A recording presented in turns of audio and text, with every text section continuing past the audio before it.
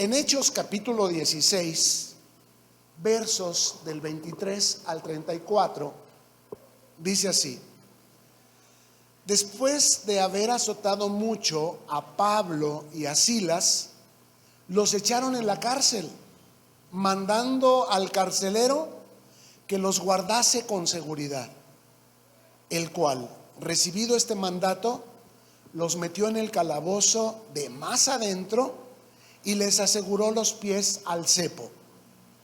Pero a medianoche, orando Pablo y Silas, cantaban himnos a Dios. Diga conmigo: cantaban himnos a Dios. Cantaban himnos a Dios. Y los presos los oían. Aquí es donde entra en acción lo que yo les comentaba, que si ustedes tienen su cita familiar de estudio de la palabra, tal día a tal hora, y tienen una visita, ustedes hagan igual, canten alabanzas, hagan su oración, den su enseñanza, tal y como lo harían si no estuvieran ellos. ¿Por qué? Porque esto es para gloria de Dios.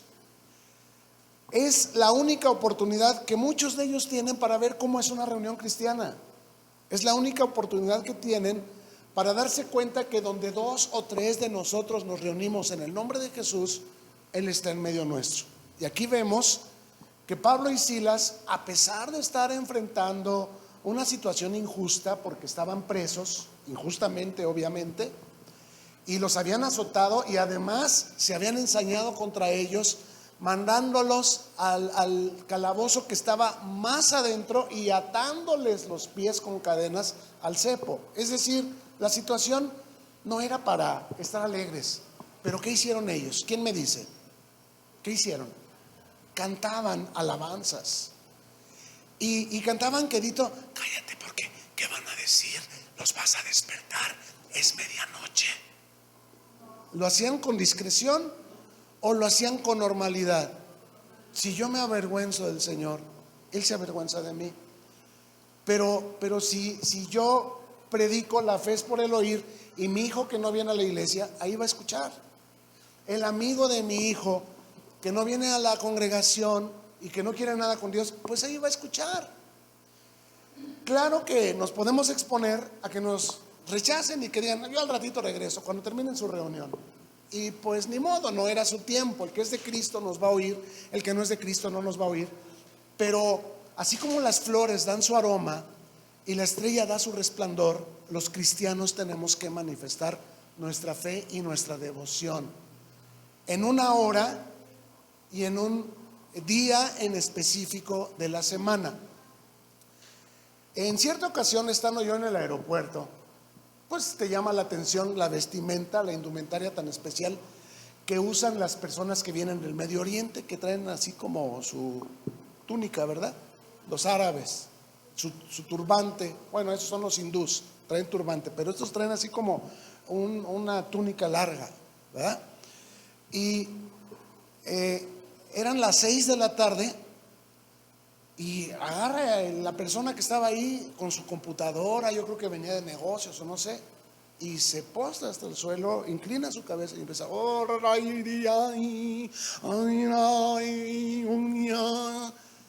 no le importó quién estuviera ni quién no estuviera.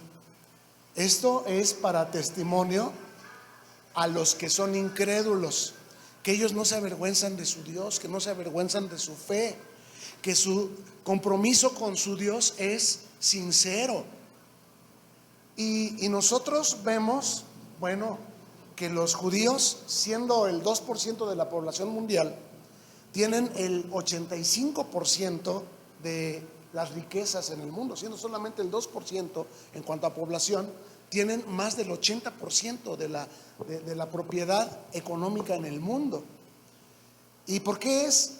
Porque no se avergüenzan de Dios. Ellos también, llegando la hora y siendo el día de reposo, ellos no los paras, no los haces que trabajen, no los haces que abran su negocio. ¿Por qué? Porque es del Señor. El Señor les dijo: 6 días trabajarás, mas el 7º descansarás. Y quiero preguntarles: ¿Dios se queda sin testimonio? ¿Dios los ha permitido que se avergüencen, que sean avergonzados. No, todo lo contrario. La historia ha demostrado que muchas veces el diablo ha tratado de exterminar a la nación de Israel. Pero ¿cuántas veces el enemigo ha intentado exterminarlos, incluido Hitler? ¿Cuántas veces el Señor los ha liberado? Y mira que rechazaron a Cristo, pero lo rechazaron porque Dios endureció su corazón para que por la fe también nosotros pudiésemos entrar a esta gracia, los que no éramos judíos, los que por descendencia no éramos hijos de Abraham e Isaac y Jacob. Por su gracia Dios nos rescató y nos dio vida. Pero aún así, a pesar de que rechazaron a Cristo, la fidelidad de Dios ha permanecido sobre sus vidas. Y yo quiero preguntarte, ¿tú crees que si tú te mantienes valiente, si tú te mantienes comprometido y le muestras a Dios ese fervor, esa pasión con tus hechos, Él te va a dejar cuando tú tengas un problema o tengas una dificultad, o Él va a clamar a ti cuando tú a Él lo invoques? Clama a mí, dice, y yo te responderé y te mostraré cosas grandes y ocultas que tú no conoces, cosas que no subieron de imaginación ni de corazón de hombre, son las que Dios ha preparado para quienes, para los que le amamos. El amor es algo así como la devoción de una novia o de un novio, los cuales están esperando, contando los minutos para volverse a ver.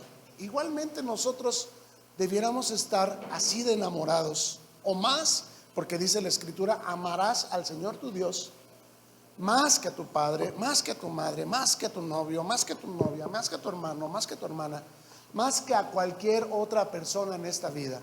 Porque todas esas buenas amistades que llegamos a tener son un regalo de Dios, son una razón por la cual dar gracias a Dios. Pero más que a estas personas que inoportunamente muchas veces a la hora de nuestra reunión nos visitan o nos llaman y decimos: híjole, llegué tarde a la reunión porque estaba atendiendo a mi ser amado. Más que a ese ser amado debemos amar a Dios, y comparado con el amor que debemos sentir hacia Dios, el amor hacia esa persona debe ser aborrecimiento. No que los debas aborrecer, pero si hay que tomar una decisión de a quién honrar, la respuesta es una: al Señor tu Dios adorarás y solamente a Él servirás, y Él también te hará que reines sobre todas las circunstancias y naciones. Él también te exaltará sobre todos los pueblos. Amén. Entonces, a pesar de lo que nos acontezca, sea bueno o sea malo, sea visita, sea peligro, sea angustia, sea pleito, a pesar de lo que nos acontezca, sea enfermedad, no debemos mermar en nuestro gozo y en nuestra alabanza a Dios. A mí me bendijo mucho en mis inicios como cristiano el testimonio de una chica que, estando en el coro de la iglesia, su mamá se estaba muriendo en el hospital. Toda la familia la criticó porque, llegada la hora, dejó a su mamá, y su mamá estaba en estado terminal. Y le dijeron: ¿a dónde vas? Tu mamá te necesita. Y dijo: pues voy con el Señor, a donde con quien mi mamá va a estar. Le dijeron: ¿estás loca tú ni siquiera porque tu mamá se muere dejas tu religión? Y ella dijo: no, mi mamá no se muere. Mi mamá, el día que deje de estar aquí, va a estar con el Señor, y yo voy en este momento a mi compromiso con el Señor. Y le dijeron: tu religión son unos fanáticos, tus pastores te manipulan, tus pastores te explotan. Ella dijo: ustedes no saben lo que dicen ni saben lo que hacen. Perdónalo, Señor, porque no saben lo que están diciendo, porque no te conocen. Y se fue. Toda la alabanza, la muchacha, no creas que era la que dirigía, la que tocaba, era simplemente una más en el coro. No se hubiera notado si ella hubiera fallado. Pero ¿sabes qué decía ella? No es que la gente note que estoy yo, es que el Señor me ve, que yo estoy aquí. llorando y llorando, porque ella veía que su mamá se iba. Cuando termina aquella reunión, se regresa ella al hospital y ¿qué creen? Su mamá había sanado. Increíble. Cosas que ojo no vio, ni oído escuchó, ni subieron de corazón, ni de imaginación humana. Créeme que ella estaba pensando como su familia, ya se va. Ella pensaba, cuando regrese mi mamá ya va a estar con el Señor. Y va regresando y resulta que los signos vitales le habían regresado. Resulta que la condición de la mujer había sido salvada y sanada. Entonces, no te avergüences de tu fe, no te avergüences de cantar alabanzas, no rompas por nada tu compromiso con el Señor, ni limites, no te limites porque la gente escucha o porque se molestan, porque a veces bájale el volumen porque se van a enojar. No te limites, porque te repito, tal vez la alabanza sea la forma de llegarle a las personas. A lo mejor no a los que tú quieres, pero sí al que pasó. Tampoco se me olvida cuando estábamos allá en la deportiva. Ustedes conocen al hermano José Luis. Él iba a jugar fútbol ahí enfrente y escuchaba los cantos. Jugando fútbol escuchaba los cantos. Y terminando el juego dijo, voy a ir a ver qué. Y fue y se metió y el Señor lo tocó y ya nunca se fue de la iglesia. Vinieron lluvias, vinieron tempestades, vinieron terremotos, todo pasó, han pasado muchos años y el hermano José Luis sigue en la iglesia. ¿Por qué? Porque el Señor lo trajo. ¿Alguien le predicó? No. Fue el propio Espíritu de Dios el que con la alabanza lo ganó. Otros no están en la iglesia, pero igualmente en ese mismo lugar escucharon los cantos y siendo gente que venían de la Ciudad de México, buscaban una iglesia y no la encontraban aquí en La Piedad y oyeron los cantos y la música los retuvo. Que si no hubiéramos estado cantando, o si lo hubiéramos hecho bajito, o si no ponemos el micrófono, si no ponemos las bocinas, si no le invertimos, porque dices, pues si somos tres, ¿para qué le ponemos micrófonos y para qué le ponemos bocinas? Porque lo estamos haciendo para Dios. Y te repito, es el Espíritu de Dios el que ya ha preparado gente. ¿Cuántos de nosotros le hemos hablado a personas que nos dicen sí y no?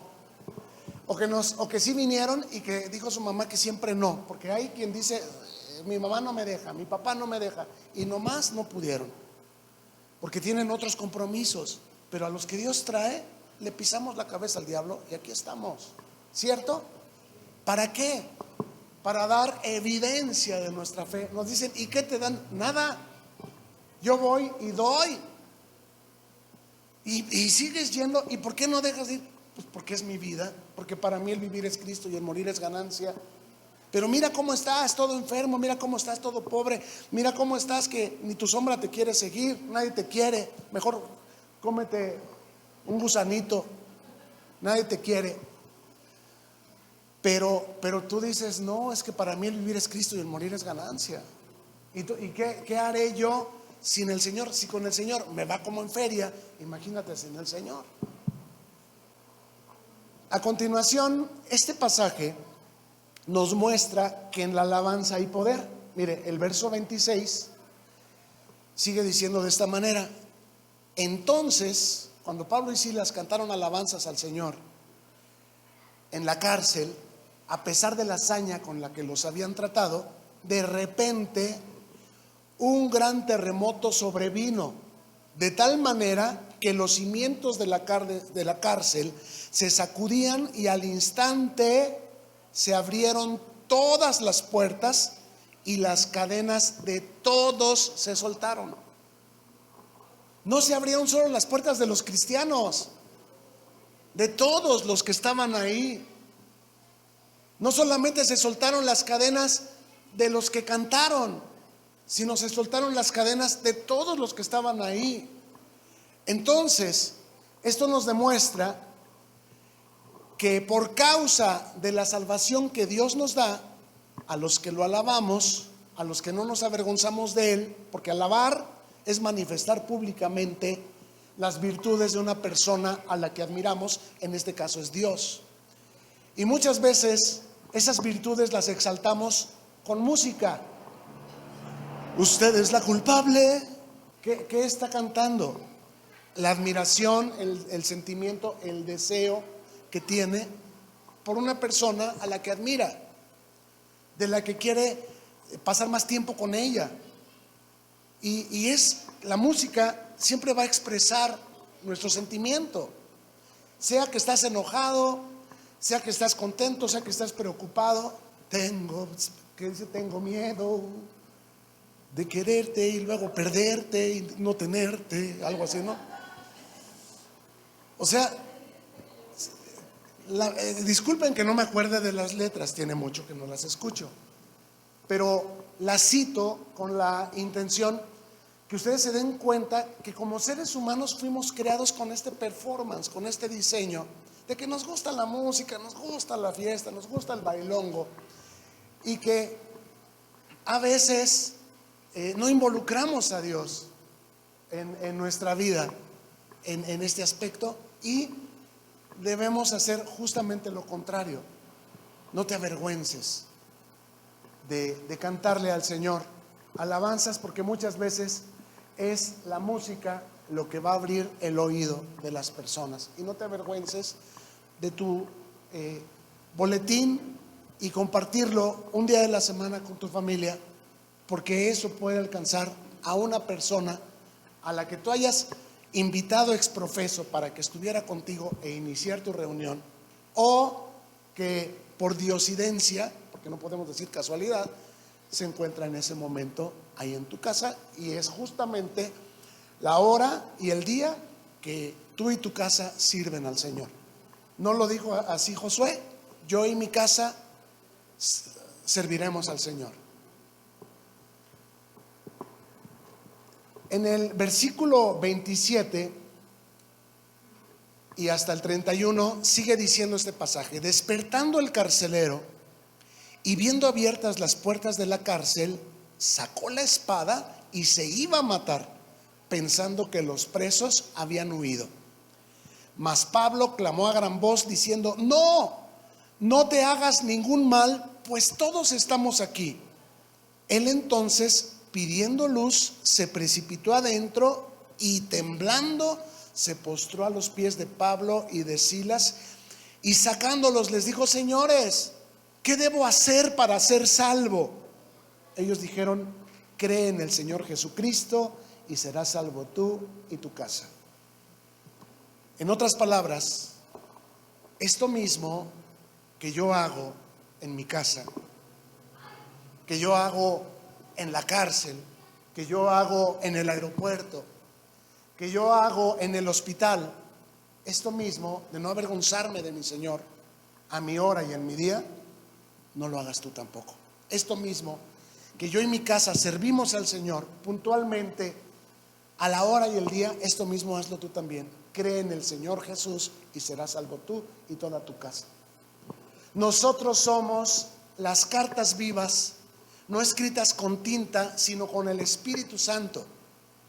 Y somos la sal de este mundo y la luz de este mundo. Si la sal pierde su sabor, no sirve para nada. Y no se compra una lámpara para esconderla debajo de una cama o debajo de una mesa, sino se compra una luz y se pone en lo alto de la casa para que alumbre a todos los que están en esa casa. Entonces la intención del Señor es que esto tú lo practiques en tu casa, es que haya una iglesia en tu casa. Pueden ser tu pareja, porque dice: uno persigue a 1,000 y 2 a 10,000. Yo sé que todos oramos y muchas veces oramos de una manera personal, lo cual es correcto, pero también debemos dedicar un tiempo a orar en pareja, porque hay géneros de demonios, hay problemas que no se resuelven con la unción de uno solo, se necesita que nos pongamos de acuerdo con otro. Y hay problemas que se requiere otro matrimonio para que oremos entre dos matrimonios, o se requiere que los hijos también se involucren, porque este problema no lo podemos resolver solos los papás y hay que involucrar también a los muchachos. Dios nos dio ayuda idónea en cada persona que añadió a nuestra vida, incluidos nuestros empleados, nuestros compañeros de trabajo. Y lo que necesitamos aprender es a persuadir, lo que necesitamos aprender es a integrarlos, lo que necesitamos aprender es a comunicar el evangelio para que para ellos también Jesucristo sea luz. Y esta luz disperse las tinieblas, disperse los aborrecimientos, disperse los resentimientos, disperse las tentaciones, los vicios, las enfermedades. Porque para esto fue enviado el Hijo del Hombre, para deshacer las obras del diablo. Dice que Jesús anduvo sanando a todos los oprimidos por el diablo y haciendo sanidades por todos los lugares por los que él iba. Y como el Padre lo envió a él, así también él nos envía a nosotros. Entonces, esto es algo que no es privativo ni exclusivo de Jesús o de los discípulos o de hombres muy consagrados como fueron los apóstoles, sino esto es algo que se ha extendido a todo el cuerpo de Cristo. Por eso se nos llama hijos de Dios, porque somos hijos de Dios. Por eso se nos llama cuerpo de Cristo, porque somos cuerpo de Cristo. A veces nos vemos al espejo y vemos el gatito en lugar de ver al león. A veces nos vemos en el espejo y nos sentimos muy insuficientes, muy defectuosos, muy pecadores, y por mi culpa, y por mi culpa, y por mi grande culpa. Y luego todavía viene alguien y te dice: sí, por tu culpa. ¿A poco no? Pero la verdad es que la sangre de Cristo nos limpia de todo pecado. Y dice la Escritura: clama a mí y yo te responderé. Pero muchos no nos sentimos dignos, no nos sentimos suficientes. Le decimos: a ver, por favor, da la oración de despedida, despide a la gente. Es que no sé hablar, no sé qué decirles. Si usted me dice, yo sí les digo. Pero allá en la esquina no los callas de todo el chismarazo de la novela y de qué se trató y de quién fue y quién vino. Pero aquí no son capaces de dar la despedida, dar la bienvenida. ¿Por qué con las cosas de Dios nos sentimos incapaces e insuficientes, y con las otras cosas hasta con los codos hablamos? Este es un detalle que hay que señalar y que hay que corregir. Yo no te digo que no platiques de la novela, porque a todos nos interesa,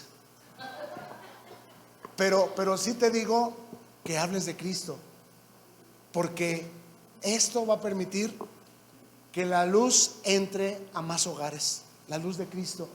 Y viniendo esa luz, se van a dispersar muchas enfermedades, se van a corregir muchas disfuncionalidades, muchas anormalidades.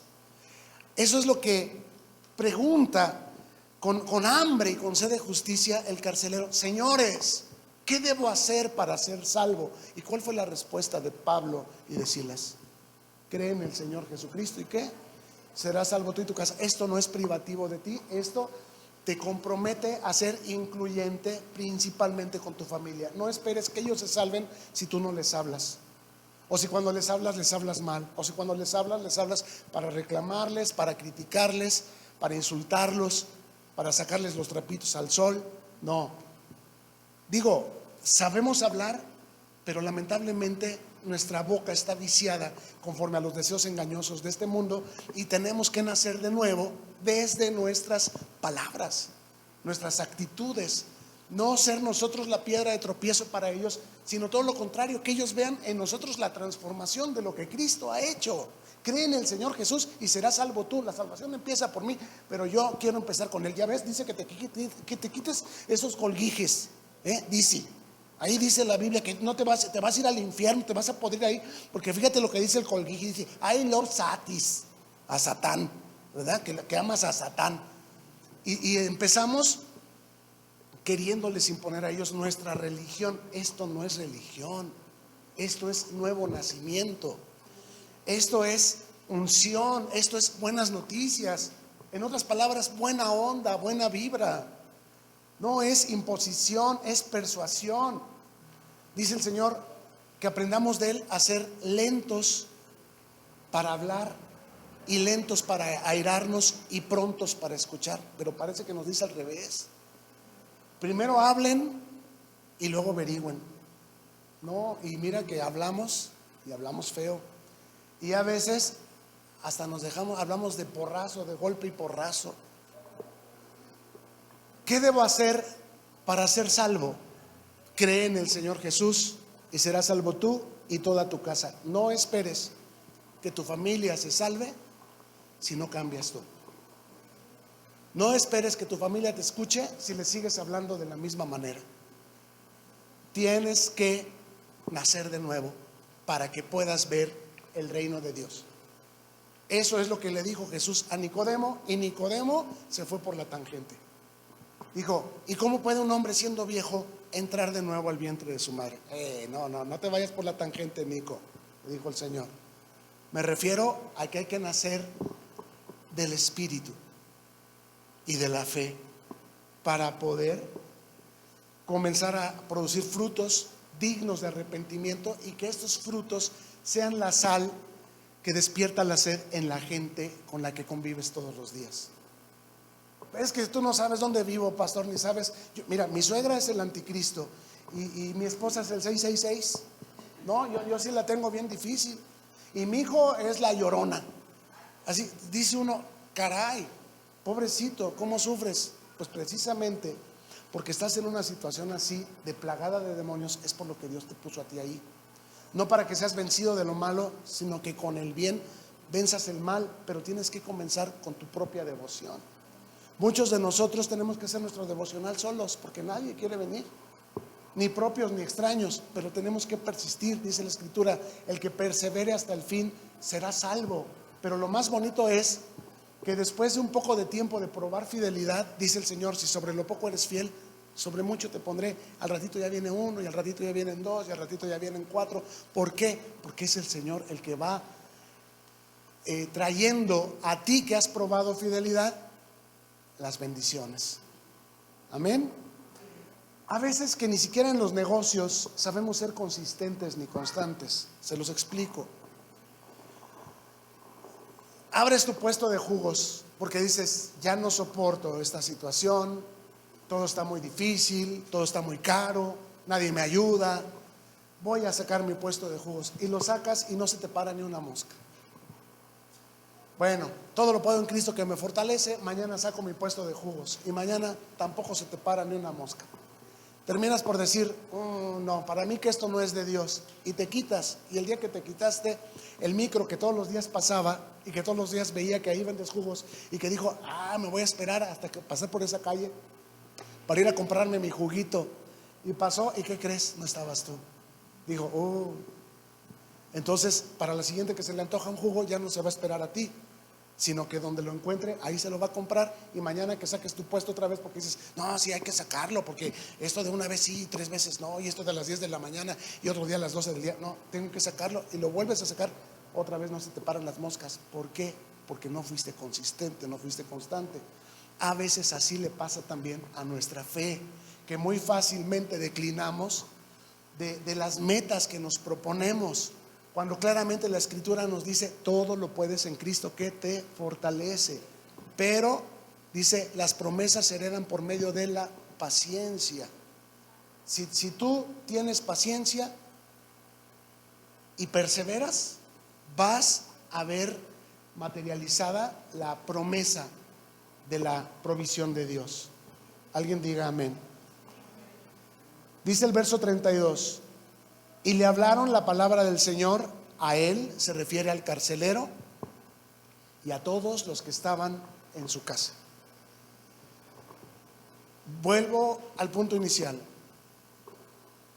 Así como una enfermedad empieza por uno, y tú ves a uno que empieza a estornudar, ¿y qué haces? Lo más que puedes, tomas tu distancia, ¿no? Y más por las enfermedades que últimamente se han suscitado. De igual modo, a lo mejor toman distancia de nosotros cuando ven nuestro compromiso con el Señor. Pero cuando tengan problemas, te van a buscar para que ores por ellos. Y tú, en lugar de decirles: ora no para que se te quite, tú les vas a decir: está bien, yo voy a orar por ti para que veas que Dios es fiel y que Dios es bueno. Acuérdate, cuando yo canto alabanzas, no solamente se abren las puertas de las celdas en las que estamos nosotros, sino se abren todas las celdas. No solamente se rompen las cadenas con las que me ataron a mí injustamente en esta cárcel, sino que se abren las cadenas, se rompen las cadenas de todos los que estaban conmigo en esta cárcel, sean o no creyentes. No dice que Pablo y Silas hicieron un culto de alabanza, no, ellos dos cantaban alabanzas.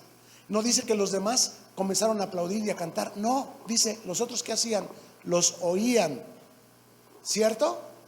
Igual no se necesita que todos se involucren y participen y que todos digan amén y que todos levanten su mano. Lo único que se necesita es que Moisés levante su vara sobre el mar. Yo no veo a toda la congregación levantada. A ver, iglesia, con pueblo mío, pueblo de Israel, todos levanten su vara sobre el mar a la 1, a las 2 y a las 3 para que el mar se abra. ¿Verdad que no hizo eso Moisés? ¿Cuántos se necesitaron para abrir el mar? Uno, un obediente, un dispuesto, un valiente para no avergonzarse. Este valiente fue con Faraón, no una, 10 veces.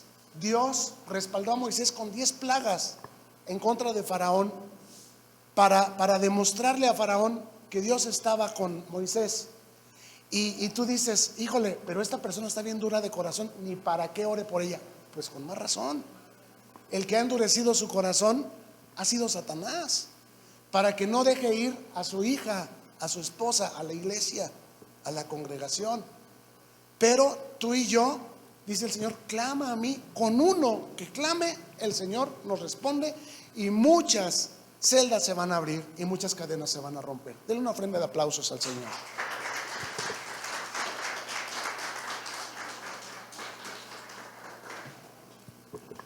Pregunta: ¿en dónde se va a manifestar la salvación del Señor? ¿En el templo o en nuestras vidas? ¿Y por qué condicionamos la salvación a que la gente tenga que venir a la iglesia para que pueda sanar y cambiar su vida? ¿Por qué no oramos por ellos allá en su lugar, allá en nuestro lugar? Pedro y Juan iban entrando al templo, la sinagoga que se llamaba La Hermosa, y a la puerta estaba sentado un cojo de nacimiento que pedía limosna a la entrada. El hombre, viéndolos como a cualquier otra persona que entraba al templo, les extiende la mano y les pide una limosnita por el amor de Dios. Como buenos cristianos dijeron, pues oro ni plata no tengo, pero de lo que tengo te doy. ¿Y qué hicieron? Oraron por él. En el nombre de Jesús, a ti te digo, levántate y anda. Y al instante el hombre se levantó y anduvo. ¿En dónde ocurrió el milagro? ¿Dentro o fuera del templo? ¿Y ustedes qué creen que eso significa? Que tenemos que esperar hasta que la gente venga para poderlos ministrar y para que puedan ver las maravillas de Dios.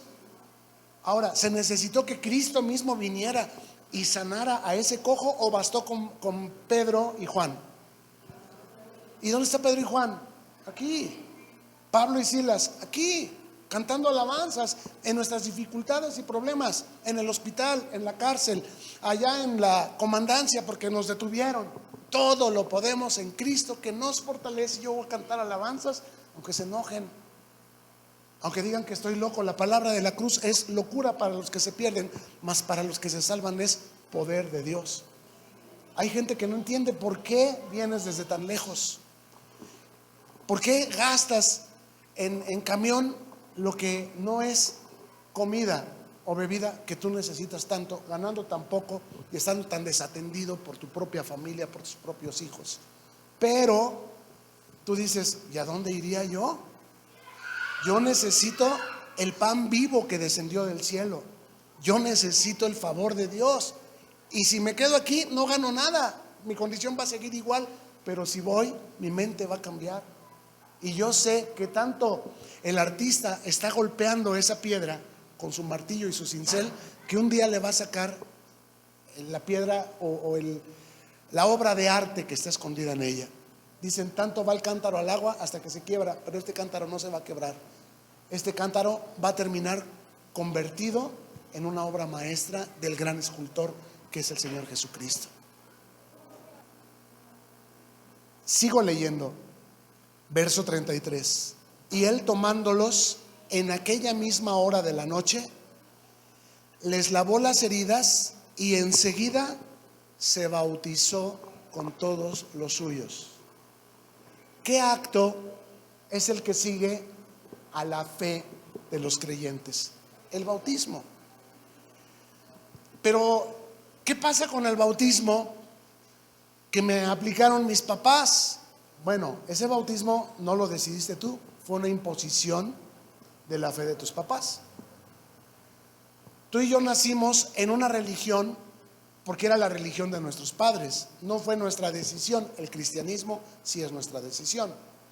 Y porque es nuestra decisión, porque decidimos vivir conforme a lo que Dios nos manda y nos enseña, es por lo que nosotros nos bautizamos como un símbolo de nuestro compromiso con la obediencia a Dios, a Cristo. Jesús dijo, así conviene, porque Juan se le oponía y le decía, yo necesito ser bautizado de ti y tú vienes a mí a que yo te bautice. Y Jesús le dijo, bautízame porque así conviene que cumplamos toda justicia. Para que todos nosotros los que creemos hagamos ese mismo acto.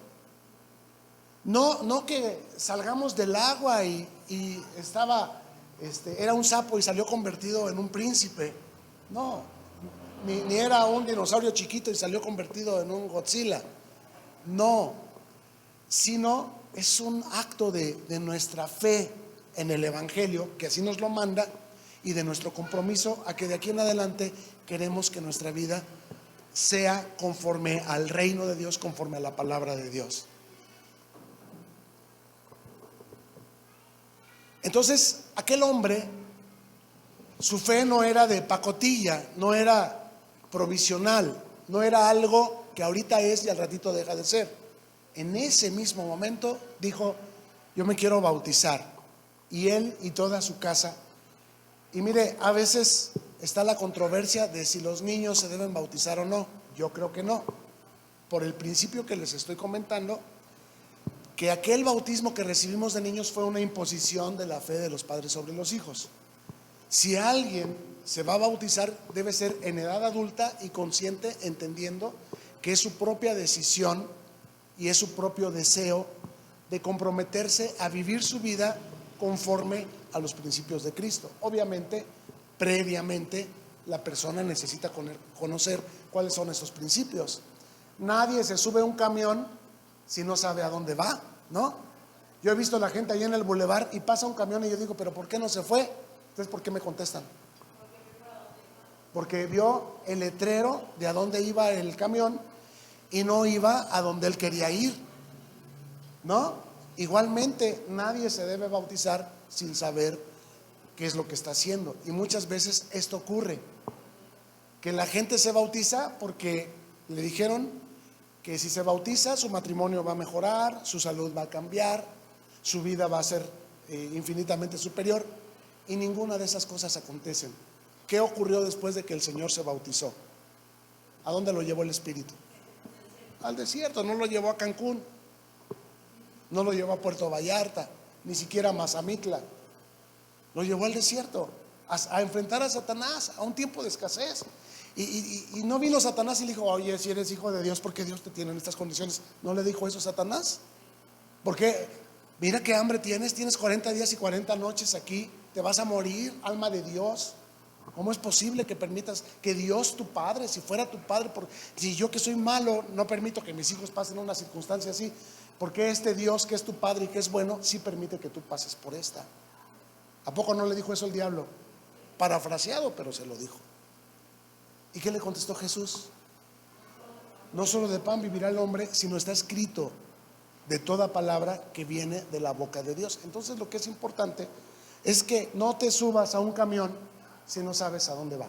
Pero si ya sabes a dónde va y es lo que quieres, si quieres comprometerte a vivir lo que te queda de vida conforme a la palabra de Dios, porque confías en Él y sabes que su voluntad es buena, agradable y perfecta para ti, entonces bien puedes. Eso es lo que ocurrió con este carcelero de Filipos. Verso 34. Y llevándolos a su casa, les puso a la mesa y se regocijó con toda su casa de haber creído a Dios. ¿Qué creen que comenzó a ocurrir a partir de ese día en la casa de aquel carcelero? Que comenzaron a tener una reunión familiar, una iglesia en su casa. Esto es algo que podemos llamar la contagiosidad infecciosa del cristianismo. Así como un virus, una bacteria pueden ocasionar un contagio infeccioso para mal, incluso para muchas muertes, así uno de nosotros que se compromete con el Señor puede ocasionar mucho bien. De tal manera que la sombra de Pedro, al pasar la sola sombra, sin siquiera hacer oración, sanaba a los enfermos. La gente llegó a reconocer la unción que estaba en Pedro de tal manera que sacaban los enfermos por donde sabían que él iba a caminar, para que aunque sea su sombra los tocara y ellos fueran sanos de cualquier enfermedad que tuvieran, y Dios honraba su fe. No, Dios nunca escatima entre este es bueno o este es malo. Dios es bueno y eso es lo que le basta a Él para hacer bienes. Pero ¿dónde está mi sombra? Quiero que me digan, ¿dónde está tu sombra? ¿Donde quiera que tú vas? ¿O tu sombra se queda en tu casa? ¿Tu sombra se quedó en el trabajo? Tu sombra está donde quiera que tú vas. Y si se requiere que tu sombra toque a un enfermo, ¿dónde tienes que estar tú? Con el enfermo, para que tu sombra caiga sobre el enfermo. El Señor es tu sombra a tu mano derecha. Nunca te dejará y nunca te desamparará. Si tú quieres que una persona se sane o se salve, no basta con que le digas desde aquí, Señor, sánalo o sálvalo. Tienes que ir. Porque a Dios le agradó salvar al mundo por medio de la locura de la predicación. Tienes que ir y tienes que hablarles. Tienes que ir, y si es tu día y tu hora, donde estés, hacer tu servicio, tu adoración, sin avergonzarte, hacer un compromiso de que tal día y tal hora es mi cita con el Señor.